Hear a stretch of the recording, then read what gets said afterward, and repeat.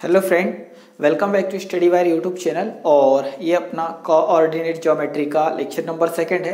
निर्देशांक ज्यामिति का हमने पहला लेक्चर अपलोड कर चुके हैं। उसमें जितनी भी बेसिक चीज़ें होती है, मतलब एक आप आर्ट बैकग्राउंड के स्टूडेंट हो या कोई भी बैकग्राउंड के हो, यदि आपने कुछ भी चीज़ें नहीं पढ़ी तो आप सबसे पहले पहला लेक्चर देख लीजिए, उसके बाद इसे देखिए, वो सबसे ज़्यादा बेटर होगा। और जिन लोगों ने वह लेक्चर देख लिया हो तो आपने जो नोट्स बनाए होंगे उन्हें 1 मिनट रिवाइज कर लीजिए, ठीक है। उसके आगे हम पढ़ेंगे। तो हमने अंतिम में सबसे जितनी भी बेसिक बात की थी उनमें हमने ये देखा था यार कि जो कोऑर्डिनेट रहता है, ठीक है, चतुर्थांश जिनकी हम बात करें तो उसमें 2 एक्सिस होते हैं, एक एक्स एक्सिस, ठीक है, और एक वाई एक्सिस। तो हम इसको एक्स और इधर जो होगा उसको एक्स डैश, ये वाई, और इधर जो होगा वो वाई डैश होगा। ये हमारे मूल बिंदु होंगे, ठीक है, ओरिजिन पॉइंट होगा जिसके निर्देशांक क्या होंगे, 0 0 होंगे। ये इधर प्लस का 1, यहाँ प्लस का 2, यहाँ प्लस का 3। उसी प्रकार इधर जब आएंगे तो माइनस का 1, माइनस का 2, माइनस का 3। इधर जब जाएंगे तो प्लस का 1, प्लस का 2 और प्लस का 3, -1, -2 और -3। हमने ये देखा था, ये प्रथम चतुर्थांश है, द्वितीय चतुर्थांश है, तृतीय चतुर्थांश है और ये फोर्थ चतुर्थांश है, ठीक है। First quadrant, second quadrant, third quadrant और फोर्थ क्वाड्रेंट। सबसे पहले हमने यहाँ पर ये देख चुके थे कि ये देखो, ये वाली साइड इधर y जो प्लस का है, इधर x प्लस का है, मतलब यहाँ पर जो वैल्यू आएगी वो दोनों किसकी होगी, प्लस प्लस की होगी। मतलब अगर हमें 2 निर्देशांक दे रखे और दोनों के दोनों क्या हो, प्लस के हो, तो फर्स्ट क्वाड्रेंट में आएगा। इसमें अगर हम इस वाले पार्ट की बात करें तो ये माइनस का, ठीक है, सबसे पहले हम जो वैल्यू लिखते हैं तो पहले x की लिखते हैं और फिर y की लिखते हैं, ये आप परिचित है पिछले लेक्चर से। यहाँ पर माइनस और प्लस की वैल्यू होगी, क्योंकि x इधर आओगे तो x उधर जाते हैं तो प्लस का, इधर आते हैं तो क्या आएगा, माइनस का। ये हम y अक्ष से ऊपर, सॉरी x अक्ष से जब ऊपर जाते हैं तो ऊपर जितनी भी वैल्यू होगी y की वो सारी की सारी काय में है, प्लस में, इसलिए y काय का लिया, प्लस का। इस थर्ड वाले क्वाड्रेंट की अगर मैं बात करूं तो इधर हम आए तो सबसे पहले x की वैल्यू भी माइनस में, और ये x अक्ष है उसके नीचे अगर हम जब भी जाएंगे, ठीक है, एक्स अक्ष के नीचे जाएंगे तो नीचे सभी y की जो वैल्यू होगी y डैश की, वो सभी काय की होगी, माइनस की। तो थर्ड सेकंड वाली वैल्यू भी क्या की हो जाएगी, माइनस की। मतलब जो थर्ड क्वाड्रेंट होता है उसमें x की वैल्यू और y की वैल्यू दोनों काय की होती है, माइनस की। यहाँ पर हम देखेंगे तो हम उधर जा रहे हैं तो x की वैल्यू तो प्लस की हो जाएगी और y की वैल्यू काय की हो जाएगी, माइनस की, ठीक है। तो ये चीज समझो। अब सबसे बेसिक क्वेश्चन क्या बनता है, बेसिक क्वेश्चनों से लेकर आगे तक देखेंगे और हर एक चीज का बेसिक जरूर समझेंगे, जैसा कि हमने पिछले लेक्चर में बहुत कुछ समझा, ठीक है। तो हम देख लेते हैं यार कुछ क्वेश्चन जो कि सबसे बेसिक से अगर बने तो क्या बनेंगे, ठीक है। निम्न लिखित निर्देशांक, ठीक है, किस चतुर्थांश, ठीक है, चतुर्थांश में है। तो मैं सबसे पहला क्वेश्चन लिखो, हम ये बताना चाह रहे हैं यहाँ से जो सबसे छोटे क्वेश्चन बनते हैं कि निम्न निर्देशांक किस चतुर्थांश में है। अगर सपोज आपको दे दिया मैंने 3 और 5 और सिर्फ यही दिया रहेगा क्वेश्चन में कि 3 और 5 जो कि निर्देशांक है, ठीक है, तो ये किस चतुर्थांश में स्थित होंगे।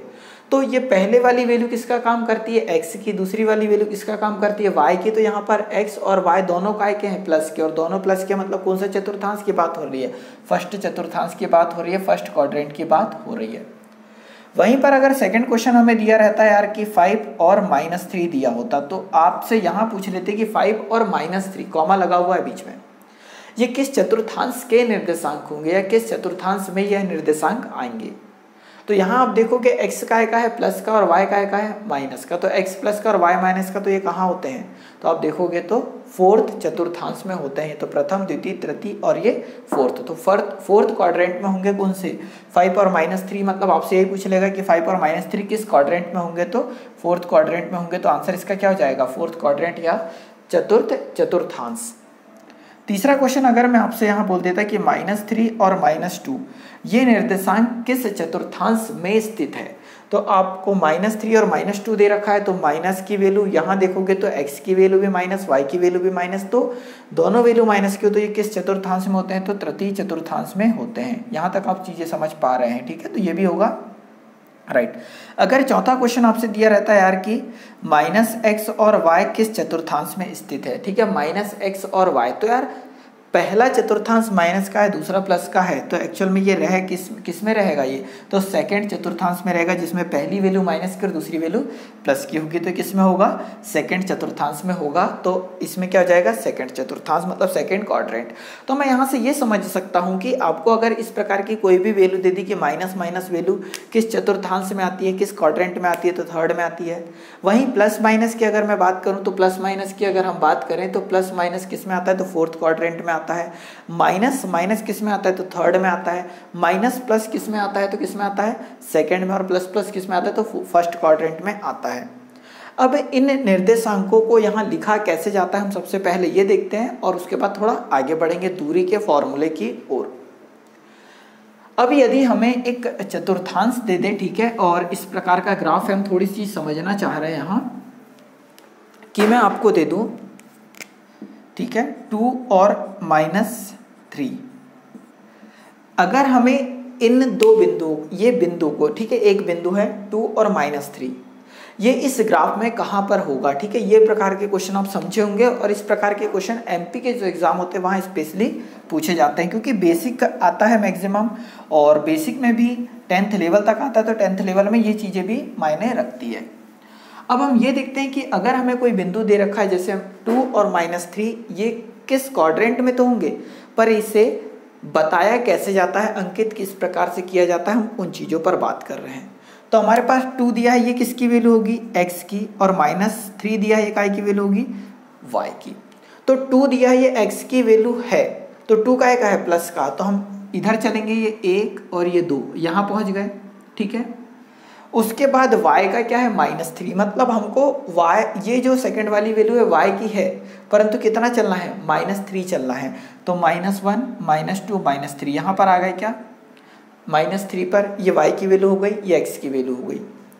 अगर यहाँ से कोई रेखा इस प्रकार से जा रही होती और यहाँ से कोई रेखा इस प्रकार की आ रही होती, तो हम ये वाला जो बिंदु होता है यहाँ पर x की वैल्यू पहले, y की वैल्यू बाद में लिखेंगे, तो x का मान कितना है 2, y की वैल्यू कितनी है -3, तो हम ये बोलेंगे कि अगर हमें 2 और -3 दिया होता और बोलते ग्राफ पर किस प्रकार प्रदर्शित किया जाएगा, रिप्रेजेंट किया जाएगा, तो हम कैसे लिखेंगे, 2 और -3 इस प्रकार से ग्राफ बनेगा, ठीक है। यहीं पर अगर हम आपसे बोल देते हैं, बहुत बेसिक से क्वेश्चन जो कि पेपर में आने की पूरी संभावना रहेगी, आपको अगर हम बोल देते कि x अक्ष पर स्थित किसी निर्देशांक, x अक्ष पर स्थित निर्देशांक क्या होंगे, ठीक है, x अक्ष पर स्थित निर्देशांक, तो x अक्ष पर स्थित निर्देशांक क्या होंगे, तो ये x अक्ष है हमारे पास, और x अक्ष पर सपोज मैं अगर यहाँ पर कोई एक बिंदु मानूं, तो x अक्ष पर है तो x का मान तो मैं x मान लेता हूँ, क्योंकि मुझे एक परफेक्ट वैल्यू x की नहीं पता है।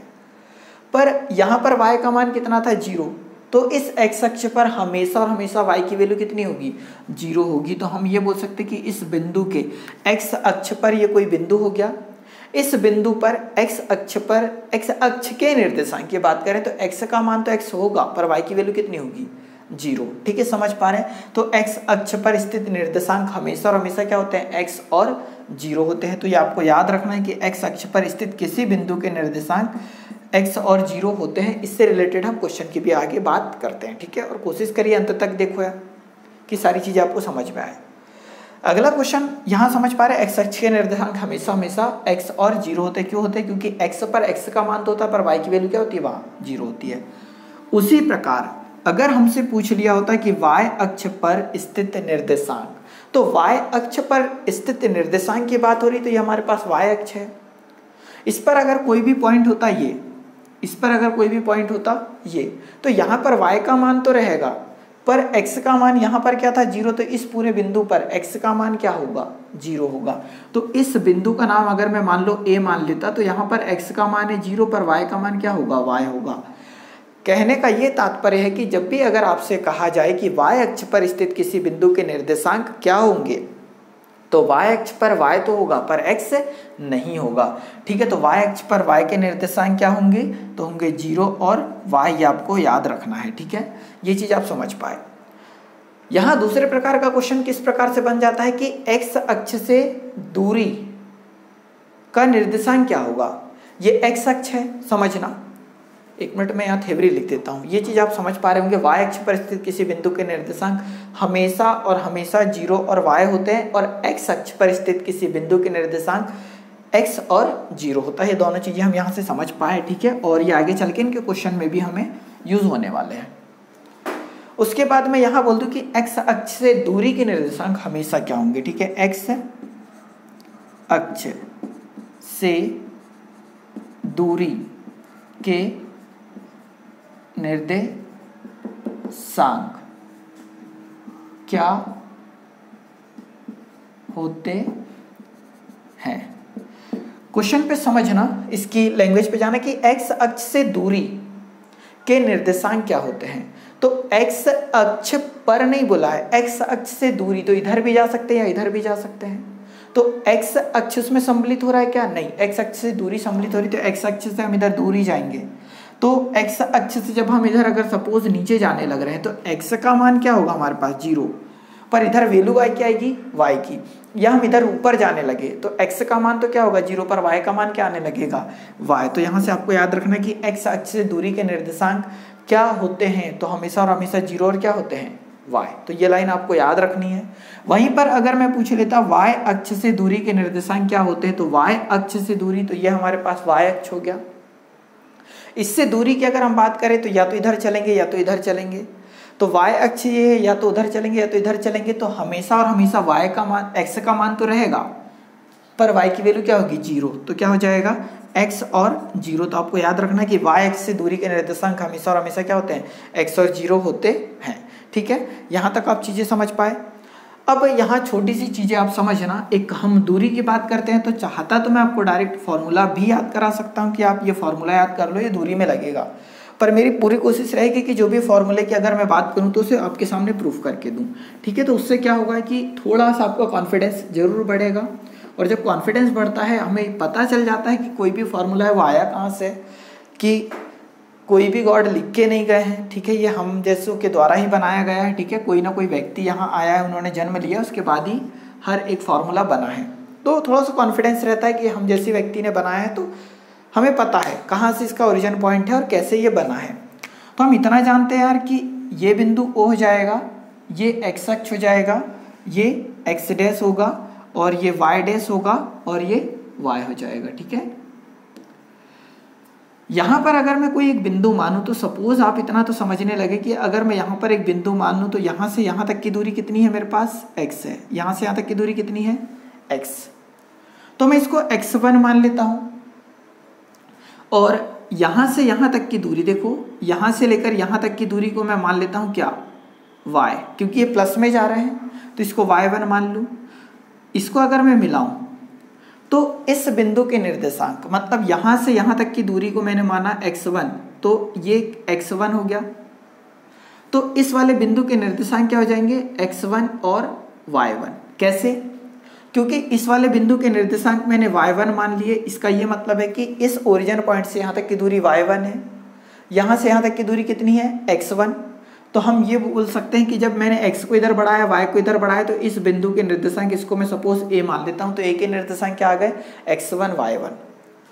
उसी प्रकार अगर यहाँ कोई दूसरा बिंदु होता यहाँ पर, ठीक है, समझना, और इसके निर्देशांक क्या होते, तो x का मान, अब ये x1 मान लिया, तो मैं इसे क्या मान लूँ, x2 मान लूँ।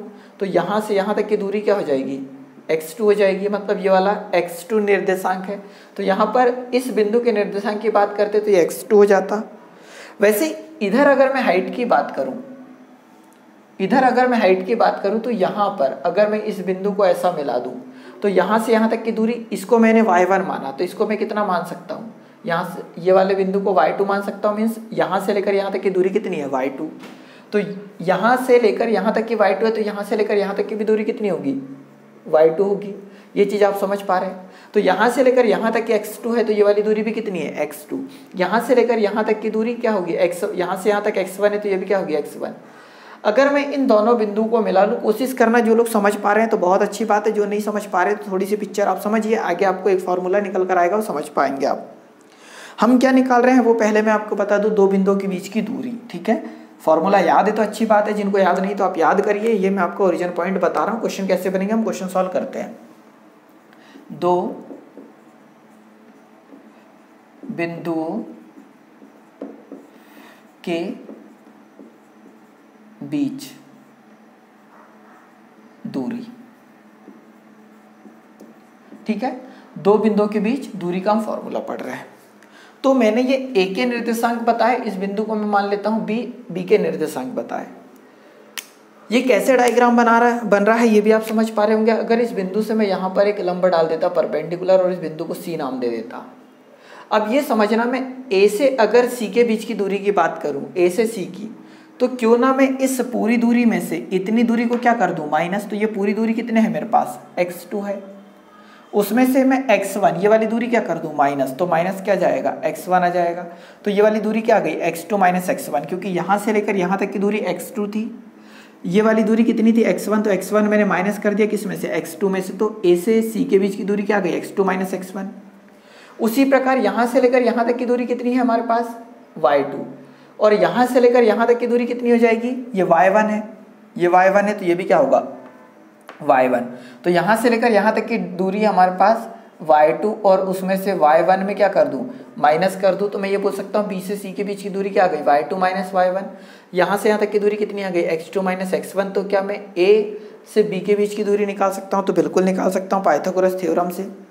तो हम यहाँ पर अगर पाइथागोरस थ्योरम अप्लाई करना चाहें तो मैं ये बोल सकता हूँ कि दूरी, ठीक है, दूरी बराबर से क्या हो जाएगा, पाइथागोरस थ्योरम अप्लाई करेंगे तो हम ये हो जाएगा AC का वर्ग, ठीक है, या कर लेते हैं AB का वर्ग बराबर से AC का वर्ग प्लस BC का वर्ग। अब AC का वर्ग बराबर से AB का वर्ग बराबर से AC की वैल्यू हमारे पास क्या है, x2 माइनस x1। तो x2 माइनस x1 पूरे का स्क्वायर प्लस BC की वैल्यू हमारे पास क्या है, तो y2 माइनस y1। ये चीज़ समझ पा रहे हैं हम, यहाँ स्क्वायर लगा देंगे। ठीक है, ये पाइथागोरस थ्योरम से स्क्वायर का अगर मैं पक्षांतर करूँ तो AB बराबर से A से B के बीच की दूरी, मतलब दो बिंदुओं के बीच की दूरी, वर्ग का पक्षांतर करेंगे तो अंडर रूट लग जाएगा, जो कि क्या होगा, तो x2 माइनस x1 का वर्ग प्लस y2 माइनस y1 का स्क्वायर। तो हम ये बोल सकते हैं कि ये एक फॉर्मूला आ गया है जो कि A से B के बीच की दूरी को रिप्रेजेंट कर रहा है, और A से B की दूरी को अगर रिप्रेजेंट कर रहा है मतलब AB बराबर से इतना होता है। ठीक है, तो जब भी हमें दो बिंदु दिए हो और उन दो बिंदुओं के बीच की दूरी निकालना हो तो हमेशा और हमेशा ये फॉर्मूला हमें यूज़ होगा। तो आप कोई भी एग्जाम की तैयारी कर रहे हैं, जब भी अगर आपसे दो बिंदुओं के बीच की दूरी, निर्देशांक ज्यामिति में दो बिंदुओं के बीच की दूरी की अगर बात करें तो हमेशा और हमेशा ये फॉर्मूला अप्लाई होता है। ठीक है, अंडर रूट क्या होता है, x2 माइनस x1 का square plus y2 minus y1 का स्क्वायर, किसके अंदर, अंडर रूट के अंदर। ये होगा आपका दो बिंदुओं के बीच की दूरी का फॉर्मूला। ठीक है, अब देखो हम इसे अप्लाई कैसे करेंगे। हमारे पास क्वेश्चन किस प्रकार से आ रहे होंगे ये आपको याद रखना है। ठीक है, चाहो तो आप इसका स्क्रीनशॉट ले सकते हैं। ठीक है, अब देखो हम इससे रिलेटेड कुछ क्वेश्चन देखते हैं, पहले 3 से 4। मतलब ये हो सकता है कि अभी हमने दूरी पढ़ी तो हम ये चाह रहे हैं कि जितने भी क्वेश्चन अभी हम सॉल्व करें तो सबसे पहले हम दूरी से रिलेटेड क्वेश्चन ही सॉल्व करें।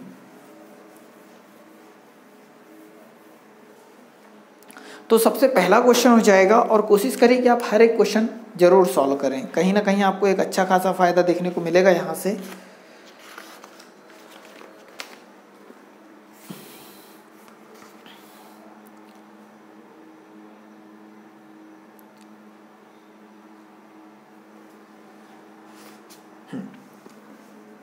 ये हो जाएगा दो बिंदुओं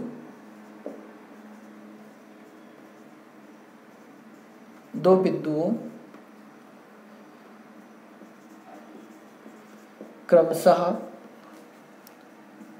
2 और -2 3 और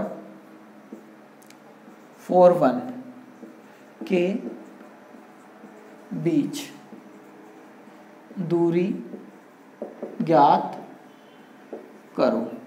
ठीक है, ये आपसे पूछा है। तो देखो हमें दो बिंदु दे रखे, दो बिंदुओं क्रमशः, ये पहला और ये दूसरा के बीच की दूरी ज्ञात करना है। हम अगर थोड़ी देर के लिए इसको माने कि ये पहला बिंदु है, सिर्फ अभी प्रैक्टिस के लिए, उसके बाद आप एक सेकेंड में निकाल लोगे तो ये ए बिंदु हो जाएगा 2 और 3। ये दूसरा बिंदु को बी मान लेता हूँ तो ये हो जाएगा क्या 4 और 1। ये पहला बिंदु है तो हम इसको क्या मान सकते हैं, ये x1 हो जाएगा, ये y1 हो जाएगा, ये हो जाएगा x2 हो जाएगा, ये y2 हो जाएगा। तो हमने ये बिंदुओं को, जो पहले बिंदु थे इनको x1 y1, इसको x2 y2 मान लिया। ठीक है, वैसे इसकी भी जरूरत नहीं है, हम यही लिख लेते हैं, ज़्यादा बेटर होगा। ये x1, ये y1, ये x2, ये y2, इतना हो जाएगा। दूरी का फॉर्मूला होता है तो हम दूरी बराबर से जानते हैं, क्या होता है, तो under root x2 minus x1 का square plus y2 minus y1 का स्क्वायर, ये होता है। यहाँ सिंपली वैल्यू पुटअप करना है, ठीक है, इक्वल टू, अब देखो ये सेकंड y2 की वैल्यू कितनी है 4 माइनस x2 की वैल्यू कितनी है 4 और x1 की वैल्यू कितनी है 2, पूरे का स्क्वायर हो जाएगा, प्लस y2 की वैल्यू कितनी है 1 और y1 की वैल्यू कितनी है -3, पूरे का स्क्वायर। यहाँ तक आप समझ पा रहे हैं। आगे सॉल्व करोगे तो 4 में से 2 माइनस करोगे तो 2 का स्क्वायर आएगा और 1 में से 3 माइनस करोगे तो कितना आएगा -2 पूरे का स्क्वायर आएगा। तो हम सॉल्व करेंगे तो यह जाएगा 4 और ये भी हो जाएगा कितना 4। क्लियर है इतना?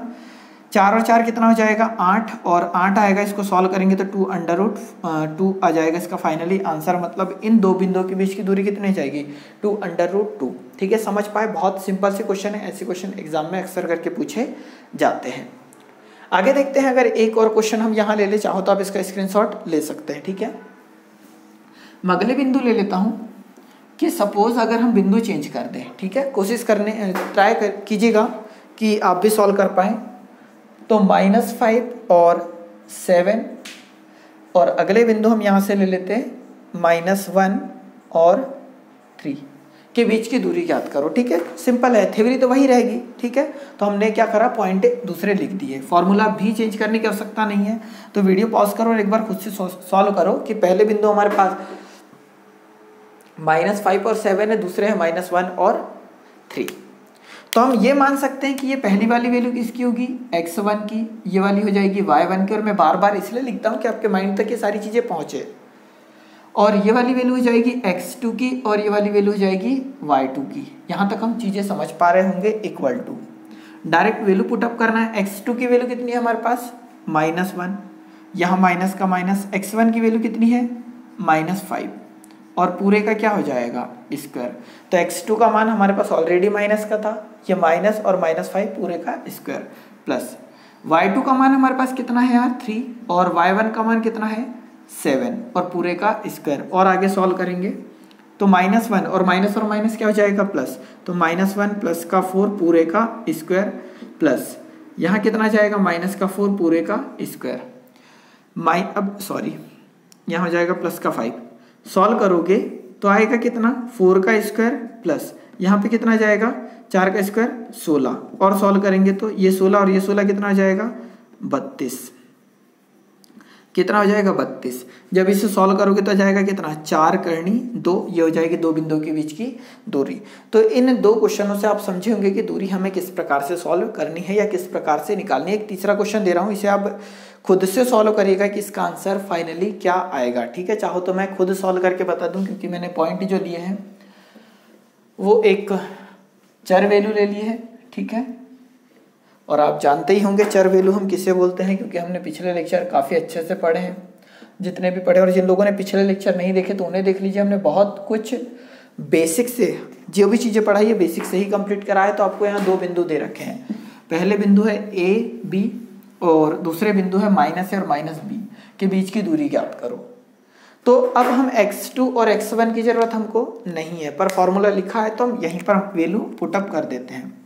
x2 का मान कितना आएगा -a और माइनस x1 की वैल्यू कितनी आएगी a पूरे का स्क्वायर, प्लस y2 का मान कितना आएगा -b और y1 की वैल्यू कितनी आएगी b पूरे का क्या स्क्वायर। समझ पा रहे हैं? आगे सॉल्व करेंगे तो -a और -a -2a पूरे का स्क्वायर प्लस -2b पूरे का स्क्वायर होगा।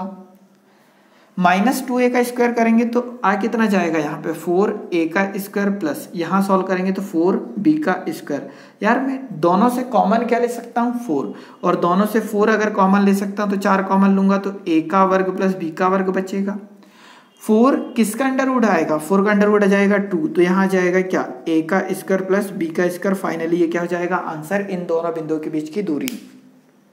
तो मैं यहाँ से ये समझ सकता हूँ कि जब भी दो बिंदुओं के बीच की दूरी निकालने की बात आए तो आप इस फॉर्मूले को लगा दोगे, क्योंकि हम 3 क्वेश्चन सॉल्व कर चुके हैं, आपकी एक अच्छी खासी कमांड बन चुकी होगी। ठीक है, और इस प्रकार के क्वेश्चन अगर आपको कहीं नहीं मिले, ठीक है, या फिर आपके पास जो भी पुस्तक है उसमें अगर आपको कोऑर्डिनेट ज्योमेट्री के क्वेश्चन नहीं मिलते हैं तो आप क्या करें कि आप हमारा ग्रुप ज्वाइन कर सकते हैं। ठीक है, स्टडी वायर,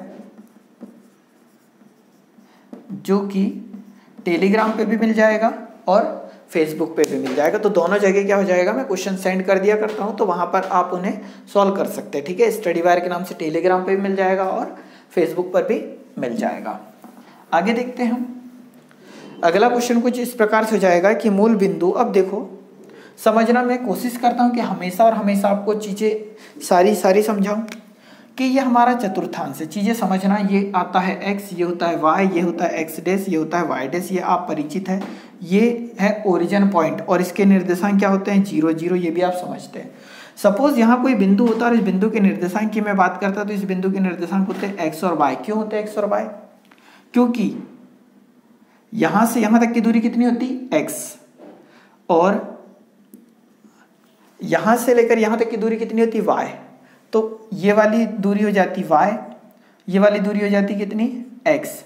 इसलिए इस बिंदु के निर्देशांक क्या जाएंगे x और y। यहाँ तक की दूरी x थी तो मैंने ऐसा मिला दिया, इसको मिलाया तो यहाँ के बिंदु क्या हो गए x y।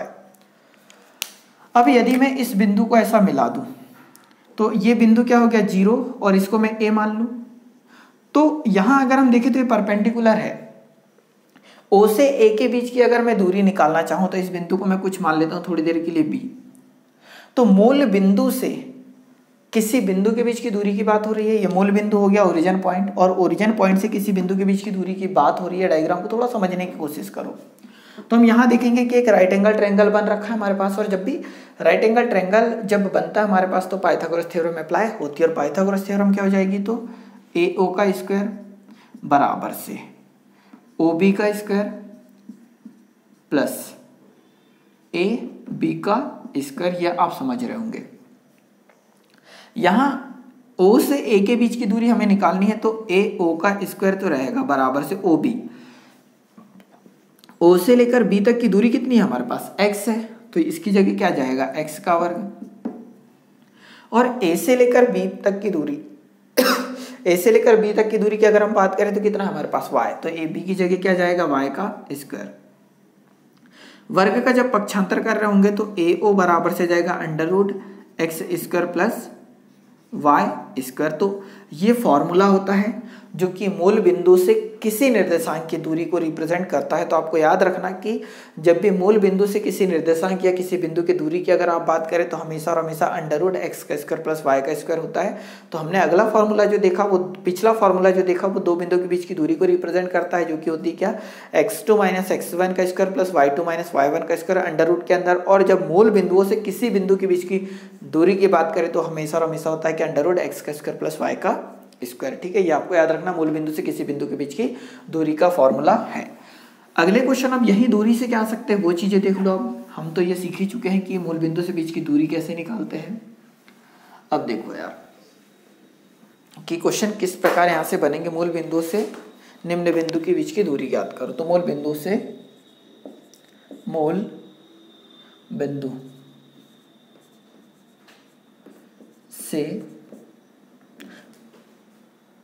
बिंदु 3 4 की दूरी ज्ञात करो। ठीक है, अब यहां पर आपको देखो क्वेश्चन बहुत सिंपल सा दे रखा है और ऐसे ही दिया रहेगा एग्जाम में कि मूल बिंदु से बिंदु 3 4 की दूरी ज्ञात करो। 3 4 की दूरी याद करना, और जब भी मूल बिंदु से दूरी बात आती है तो ये वाली वैल्यू हो जाएगी x की, ये वाली वैल्यू हो जाएगी y की, और दूरी का फॉर्मूला होता है क्या है तो अंडररूट x का स्क्वायर प्लस y का स्क्वायर। कब के लिए, जब मूल बिंदु से दूरी की बात करें। ठीक है, distance between origin point and a point. तो d इक्वल टू ये x की वैल्यू हो जाएगी, y की वैल्यू हो जाएगी, क्योंकि मूल बिंदु के तो निर्देशांक 0 0 थे। वो जो पिछला फॉर्मूला था उससे भी हम सॉल्व कर सकते थे, पर मैंने अलग से बना दिया। x का मान हमारे पास 3 है तो 3 का वर्ग, y का मान हमारे पास 4 है तो 4 का वर्ग, तो 3 का वर्ग आ जाएगा 9, 4 का वर्ग आ जाएगा 16, फाइनली सॉल्व करोगे तो 25 और बाहर निकलेगा तो 5। डिस्टेंस कितना आ गया 5। मतलब हम ये बोल सकते हैं कि मूल बिंदु से ये जो बिंदु है 3 4 जिसके निर्देशांक उनकी दूरी कितनी है तो 5 है। समझ पा रहे हैं? तो चाहो तो आप इसे उतार सकते हैं। एक क्वेश्चन और कर लेते हैं फिर आगे बढ़ते हैं। आप समझ रहे होंगे कि जितना हम देख रहे हैं अभी तक पिछला लेक्चर और ये लेक्चर आपको सारी चीज़ें इजी लग रही होगी। और मैं ये भी मानूंगा कि अगले 2 लेक्चर और आ सकते हैं इसके आएंगे, मतलब तो वो भी सारी सिंपल चीज़ें होगी, मतलब कोई भी टफ नहीं है। पर अगर इसे पढ़ाना चाहे तो 6 महीने भी पढ़ाया जा सकता है, ऐसा कुछ नहीं है। हम ये बोल सकते हैं कि अगले निर्देशांक हमारे पास ये दे रखे कि मूल बिंदु से बिंदु 12 5 की दूरी ज्ञात कीजिए। बिंदु दे रखे हैं, इसके निर्देशांक क्या है 12 और 5 की दूरी ज्ञात करो। तो डिस्टेंस का फॉर्मूला होता है जब मूल बिंदु की बात होती है तो क्या होता है √x का स्क्वायर प्लस y का स्क्वायर, और ये वाली वैल्यू x की वैल्यू और ये वाली वैल्यू y की वैल्यू होगी। तो डिस्टेंस इक्वल टू √x की वैल्यू हमारे पास 12 है तो 12 का स्क्वायर, और y की वैल्यू कितनी है 5, तो कितना जाएगा 5 का स्क्वायर। फाइनली सॉल्व करेंगे तो डिस्टेंस इक्वल टू 12 का स्क्वायर 144 हो जाएगा और 5 की स्क्वायर हो जाएगा 25, फाइनली √ आ जाएगा 169 और सॉल्व करेंगे तो 13 आ जाएगा। क्या मूल बिंदु से बिंदु इस बिंदु के बीच की दूरी कितनी है तो 13 है। ठीक है, 13 इकाई 13 यूनिट जो भी आप मानना चाहें मान सकते हैं। तो मैं ऐसा समझता हूं कि आप जितनी चीजें मैंने अभी पढ़ाई ये चीज आप समझ पा रहे हैं। अगले क्वेश्चन थोड़ी सी थ्योरी बड़ी होती है, आप उन चीज़ों को समझना, और जो क्वेश्चन होंगे वो भी अभी तक हमने जो पढ़ा इनसे रिलेटेड होंगे। मतलब ऐसा हम नहीं बोल सकते कि कुछ नया यहाँ पर आ रहा हो। ठीक है, और क्वेश्चन लिखने में थोड़ा सा समय लग जाता है 10-15 सेकेंड, तो आप थोड़ा सा वीडियो आगे बढ़ा लिया करो, है ना, ज़्यादा बेटर रहेगा। और अगर आप क्वेश्चन समझना चाह रहे हैं, लिखना चाह रहे हैं तो आप मेरे साथ साथ लिख भी सकते हैं। तो क्वेश्चन कुछ इस प्रकार से है कि किसी बिंदु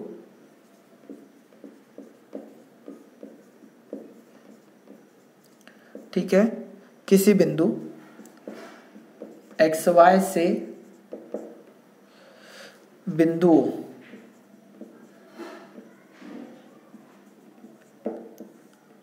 बिंदुओं 7 1 और 3 5 से समदूरस्थ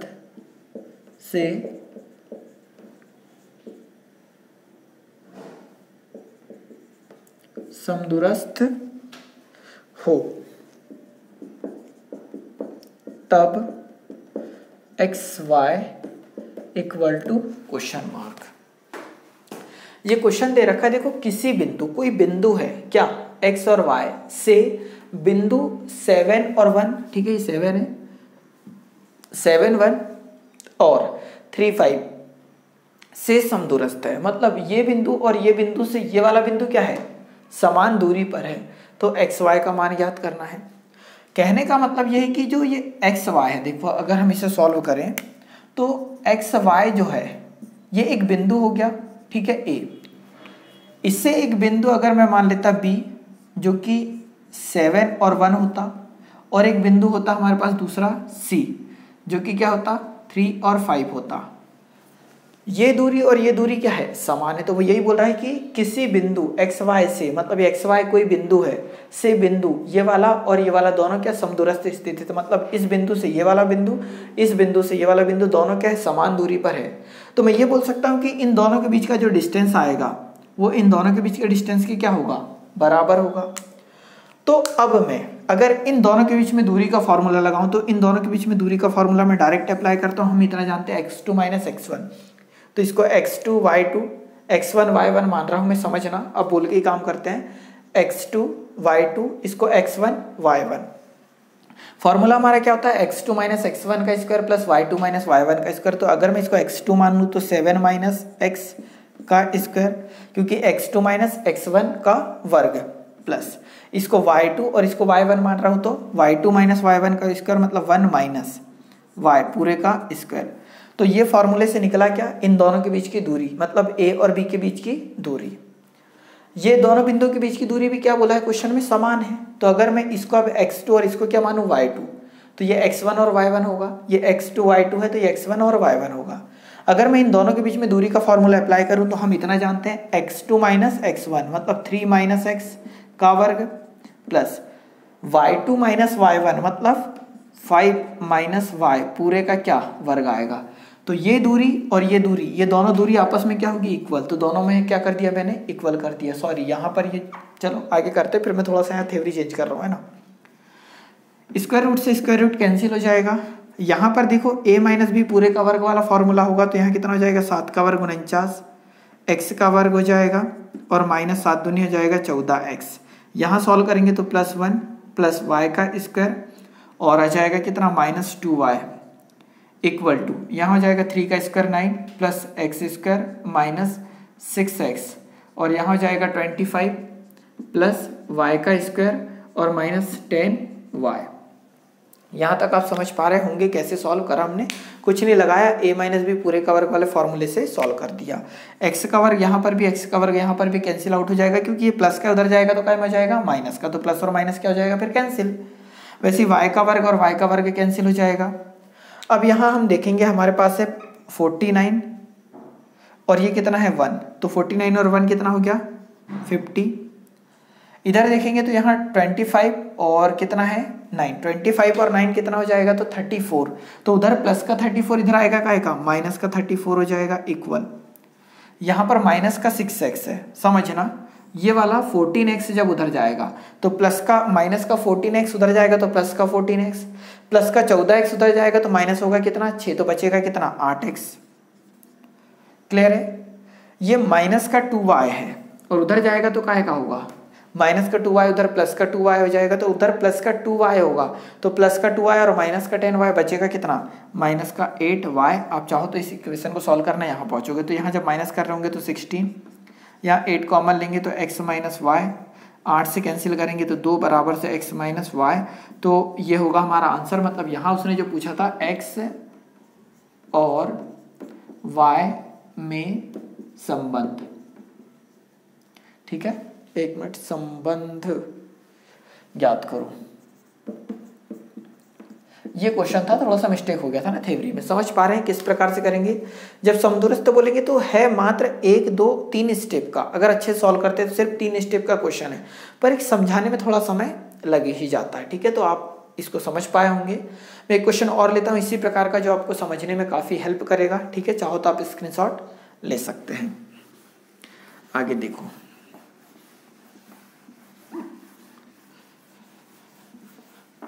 थ्योरी सेम रहेगी, पॉइंट कुछ चेंज कर देता हूं मैं।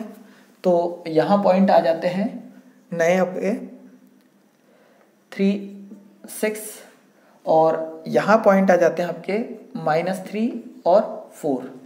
तो एक्स वाई में संबंध याद करो। मतलब क्वेश्चन एज इट इज है, सिर्फ पॉइंट चेंज हुआ है कि किसी बिंदु एक्स वाई से बिंदु 3 6 और -3 4 से समदूरस्थ हो, ठीक है। समदूरस्थ हो मतलब समदूरस्थ स्थित हो, तब x और y में संबंध ज्ञात करो।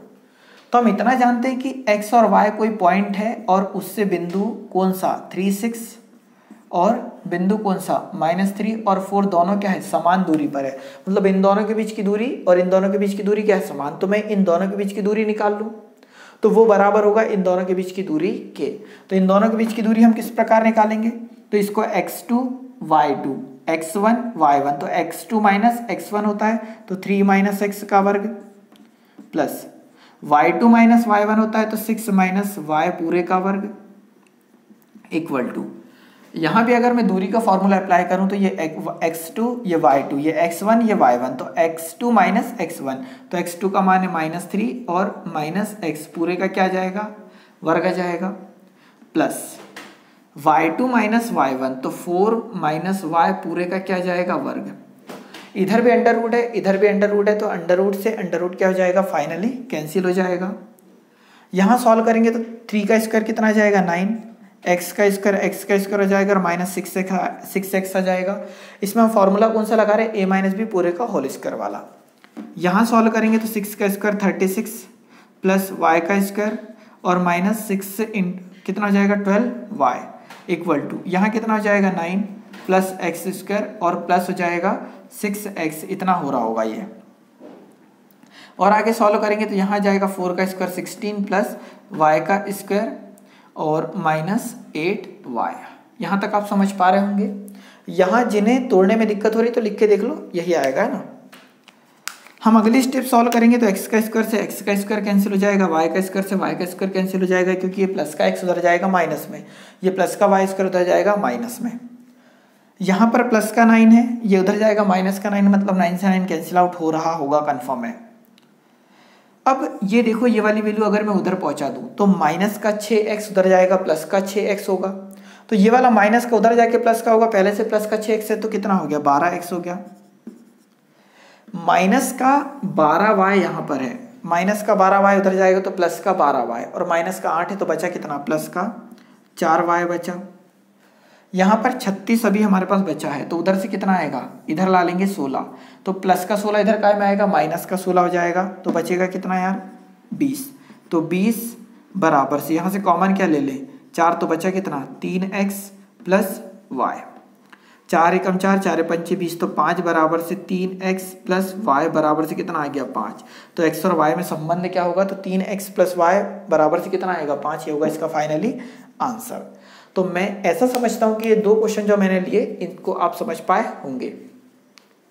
इसमें 2 क्वेश्चन और ले लेते हैं हम डिस्टेंस से, थोड़े से अलग टाइप के, जो कि आपको पेपर में देखने को मिल सकते हैं। तो हमने देखा यार ये 3 स्टेप के क्वेश्चन है कुल, क्योंकि हमें ये पूरी चीजें थ्योरी दी हुई होती है, सिर्फ इतना सॉल्व करना होता है। पर ये कि यार हमें ये आना चाहिए, ठीक है, सबसे पहले, और आना चाहिए तो उसके लिए आपको प्रैक्टिस करनी पड़ेगी ही। आगे देखते हैं हम। जिन लोगों को अगर लेक्चर थोड़ा भी स्लो लग रहा हो तो आप क्या करिए कि इधर राइट साइड में 3 डॉट दिए होंगे, ठीक है, इधर साइड, उन 3 डॉट पर क्लिक करना, वहां से स्पीड का एक ऑप्शन आपको मिल जाएगा, तो आप स्पीड बढ़ाकर भी देख सकते हैं, ठीक है, बेटर होगा जैसा आपको उचित लगता है। बाकी मैं पूरी कोशिश करता हूँ कि यार उन लोगों को भी समझ में आए जो लोग फर्स्ट टाइम पढ़ रहे हैं। तो बहुत सिंपल सा एक क्वेश्चन, जो कि आपको हो सकता है कि टफ भी लग सकता हो, थ्योरी, कि y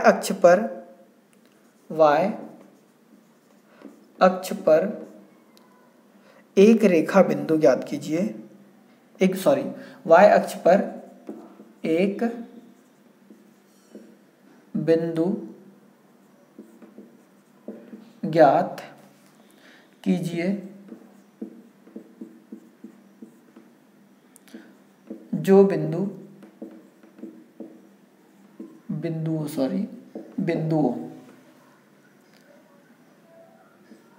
65 और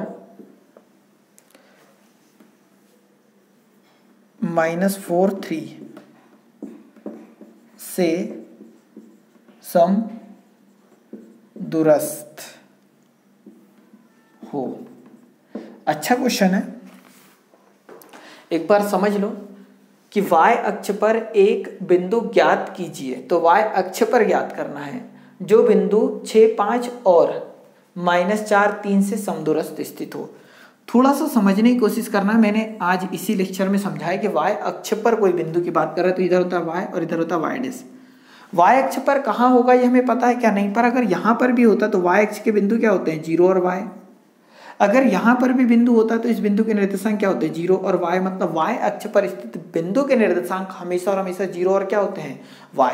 तो हम ये बोल सकते हैं कि यहाँ पर उसने ये जो थ्योरी बोल रखी है कि y अक्ष पर, ठीक है, ये थ्योरी बोल रखी कि y अक्ष पर किसी बिंदु के निर्देशांक, अर्थात आप उनको समझ पाए होंगे। तो इस बिंदु से, कौन से बिंदु के, 6 और 5, ये वाला बिंदु, और ये वाला बिंदु कौन सा, -4 और 3 के निर्देशांक क्या है, बराबर है। मतलब इन दोनों के निर्देशांक, इन दोनों के बीच की दूरी और इन दोनों के बीच की दूरी आपस में क्या है, बराबर है। तो इन दोनों के बीच की दूरी का अगर फॉर्मूला हम लगाएं तो क्या लगाएंगे, अभी हमने सॉल्व करा, ये x2 ये y2 ये x1 ये y1 होगा।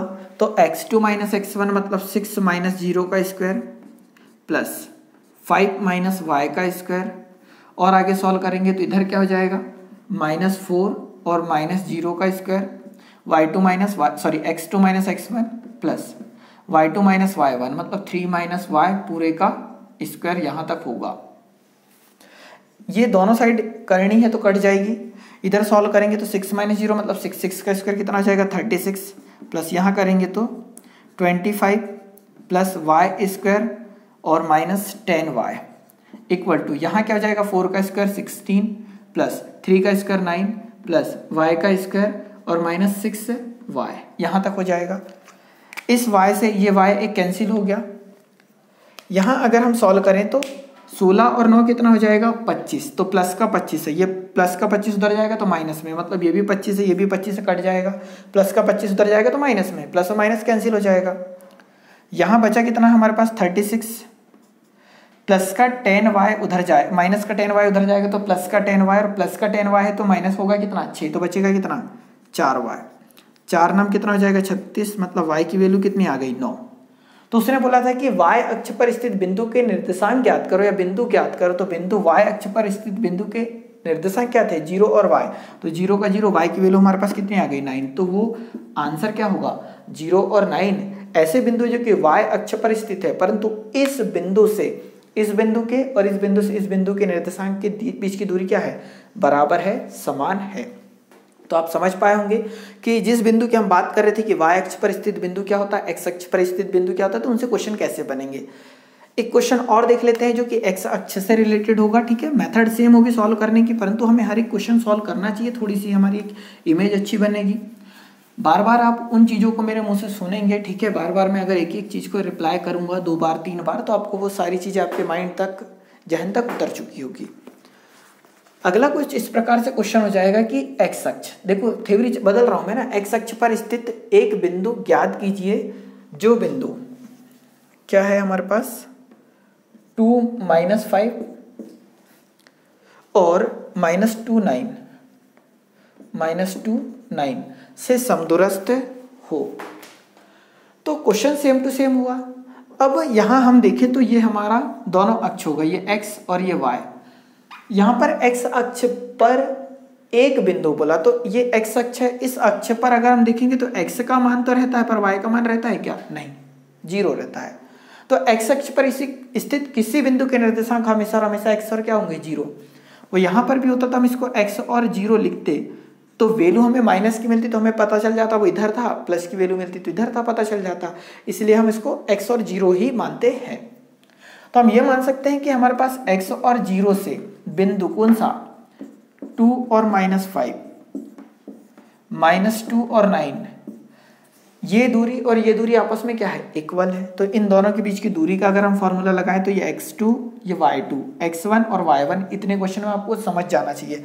तो 2 - x पूरे का स्क्वायर प्लस -5 और -0 का स्क्वायर बराबर से यहाँ लगाएंगे तो -2 और -x का स्क्वायर और प्लस 9 - 0 का स्क्वायर। क्या समझ पा रहे हैं।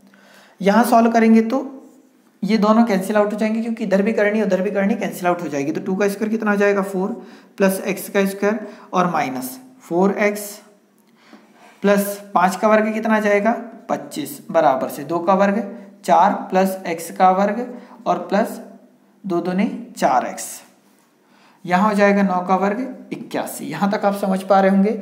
इधर भी x का वर्ग है इधर भी x का वर्ग है, ये तो कैंसिल आउट हो ही जाएगा। ये प्लस का 4 ये प्लस का 4 भी कैंसिल हो जाएगा। करना क्या है कि अगर हम इसको इधर ले जा लें तो माइनस का 4x से उधर जाएगा तो प्लस का 4x होगा, तो प्लस का 4x ऑलरेडी वहां पर है तो कितना हो जाएगा 8x हो जाएगा। ये 81 उधर प्लस का है तो इधर आएगा माइनस में, तो -81 और प्लस का हमारे पास 25 है। सॉल्व करेंगे तो आ जाएगा 6 और यहाँ जाएगा 5, ठीक है, आएगा माइनस का और यहाँ जाएगा 8x 8 7 56, तो x की वैल्यू जाएगी कितनी -7। तो ये जो पॉइंट है जिस बिंदु से ये बिंदु और ये बिंदु के बीच की दूरी समान थी तो x का मान हमारे पास -7 आ गया और 0 0 है, तो हम बोल सकते हैं कि उस बिंदु के निर्देशांक क्या होंगे तो -7 और 0। ठीक है, तो इस लेक्चर में इतना ही। लेक्चर अगर अच्छा लगा हो तो इसे लाइक कर दो, शेयर कर दो। अगर आपकी और कोई भी प्रॉब्लम हो तो आप कमेंट्स बॉक्स में कमेंट कर सकते हैं। ठीक है, आने वाले लेक्चर में हर एक जो भी प्रॉब्लम होगी उससे सॉल्व हम जरूर करेंगे। ठीक है, और लेक्चर अच्छा लगा हो तो इसे लाइक कर देना, शेयर कर देना, और फर्स्ट टाइम चैनल पर आ रहे हैं तो चैनल सब्सक्राइब भी कर दीजिए। वीडियो देखने के लिए बहुत बहुत धन्यवाद। जय हिंद, जय भारत।